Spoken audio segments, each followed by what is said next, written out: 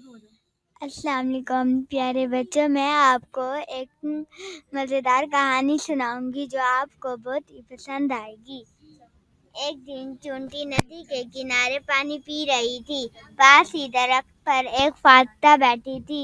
اچانک چونٹی پانی میں گر گئی۔ اس نے مدد کے لیے فاختہ کو پکارا۔ فاختہ نے ایک پتا ندی میں پھینکا۔ چونٹی پتے پر چڑھ کر کنارے تک آ گئی۔ اگلے دن ایک شکاری جنگل میں آیا۔ اس نے فاختہ کا شکار کرنے کے لیے نشانہ باندھا۔ چونٹی یہ سب دیکھ رہی تھی۔ اس نے شکاری کی ٹانگ پر کاٹ لیا۔ شکاری کا نشانہ چوک گیا اور فاختہ کی جان بچ گئی۔ تب سے ہی چونٹی اور فاختہ دوست ہیں۔ اخلاقی سبق: احسان کا بدلہ احسان ہے۔ کیسی لگی کہانی؟ لائک ضرور کریں۔ اللہ حافظ۔